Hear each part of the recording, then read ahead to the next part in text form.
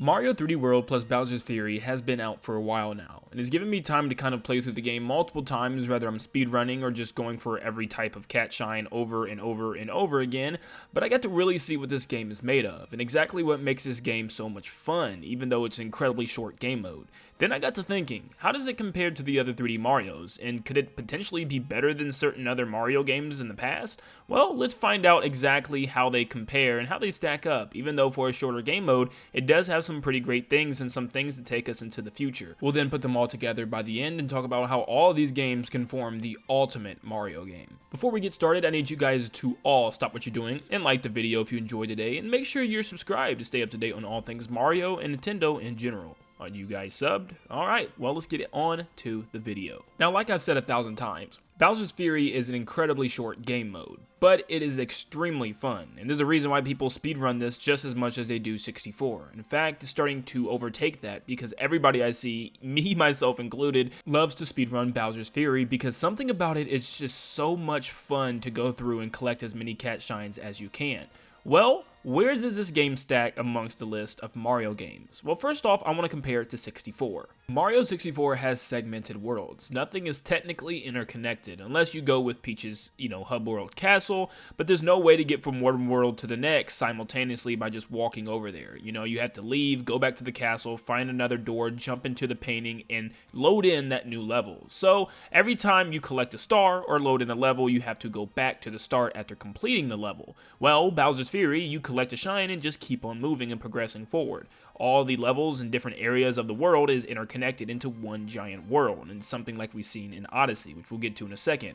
But first off, I want to talk about movement. Mario's movement in Mario 64 is actually really good. The camera's not great and everything, and obviously that's one of the biggest problems with this game, but Mario moves pretty smoothly. He can dive. It is a loose control, so he is going to move a lot quicker when you push to the left or to the right. But then you have, Bowser's Fury, which is not really momentum based unless you have a cat suit. It's really hard to get Mario to start sprinting at a certain amount of speed, and you can't really dive. The dive in Bowser's Fury actually does not keep momentum, and in fact slows Mario down, which is kind of annoying. But I really like the level structure of Bowser's Fury, and it's a little bit better than 64 if you think about it. And there's a lot more puzzles to do and better ways that they implement these puzzles. The challenges in 64 are obviously collect the red coins and everything, and we see that kind of return with the blue coins in Bowser's Fury, but something about Bowser's Fury challenges feel a lot more fun. I think Nintendo's approach on an open world for Mario to explore and go to different areas at his own leisure and collect whatever shines that he needs to collect without leaving that hub world is actually a lot of fun. It's something that, is obviously going to be implemented more and more into the future, but I just thought I'd compare it with that. Mario Sunshine has big worlds as well, but also treated like Mario 64. You collect a shine and you leave. It's as simple as that. You can't really stay in the world and continue to collect things. And Mario has FLUDD in this game, which makes it kind of hard to compare him with any other Mario game. This is a completely different version of Mario, but his movement is still really smooth and really nice. He can dive and continue to push that movement, and even slide on his own water to move very quick. And once again, Bowser's Fury does not have that with Mario. It's hard to do all kinds of tricks and stuff that you'd want to do because Mario's movement is very slow and clunky in that game for some reason. It's based off of 3D World's engine, and that's why Mario moves in the way that he does. He can't really slide and continue to move on his stomach, and he'll really just lose momentum when he does do or perform his dive. I think this is the only time I'm going to say Bowser's Fury movement is better because in Galaxy, it's extremely limited. You can run, you can ground pound, you can long jump, and you can spin. That's really about it. And Mario does not have really a top speed. He just kind of jogs around. It's not really running at all, and it's kind of hard to speedrun this game. And that's why maybe sometimes coming back to this game for the 4th or for a 5th time is kind of like, I don't know, because there's always a distinct path. Mario Galaxy is actually very linear. Everything you do is based upon a predestined path that you have to take, and there's pretty, less instances of moving around and exploring at your own leisure. And I kind of like the exploration Marios. Now, this is really up to you. There's not too many linear Marios to go off of besides Galaxy and maybe 3D World, but I like to be able to explore and go at my own pace and do things the way that I want to do things. And I think Bowser's Fury does a really good job job at completely breaking that boundary. You can go anywhere you want to go, do anything you want to do, and explore anything in any way you want with a more diverse moveset than the way Galaxy handles that situation. Of course, you have Mario Odyssey, which by far is my favorite movement in any Mario game. Using Cappy is something of a pleasure. The way Mario moves and the way you can slide and just roll to your heart's content, and you can throw Cappy, jump off of Cappy, reach another building far off in the distance, and do all types of crazy tricks. And he has a mid-air dive which feels so smooth after coming out of it compared to 3D World, where it kind of slows Mario down.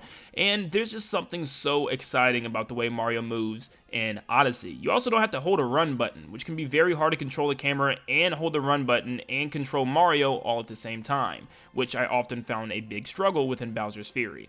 And I think Odyssey really just puts all this together, but the reason why Odyssey kind of drops off is because of the way the moons are collected. I love Odyssey to death, but sometimes the moons can be really too easy. In fact, extremely easy. Just ground pounding a certain area or turning in a certain amount of coins at the shop, and here's a moon, you get a moon, you get a moon.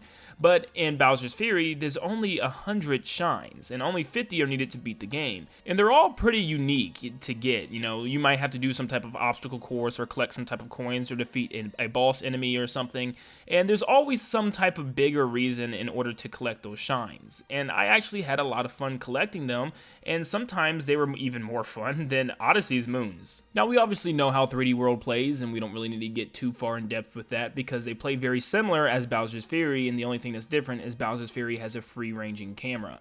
So where does Bowser's Fury actually land upon this list? Well, it's hard to say. You know, once again, this game just feels like it's not completely done yet. You know, there's still more worlds and more things to come, or, you know, Nintendo was planning on just kind of using this as a demo, you know, for something to come later on. And I think this is going to help Nintendo greatly by including every little aspect of all these games together. 64 with its free range movement and its multiple different worlds to explore. There was tons of levels in that game, and maybe that's something they need to add into a future Mario game. Sunshine with new mechanics that Mario has never seen before in extremely unique locations such as a theme park. Then you have Galaxy with great story elements and a bigger story in general with tons of more boss battles and more creative and fun boss battles. And then obviously you have Mario Odyssey with once again story aspects and giant worlds to explore and collect multiple shines / moons and continue to explore even after collecting said moons. There's something to be learned from all of these games, and even Bowser's Fury comes in and adds something to the table. This is an open world. Every level is interconnected amongst one giant lake.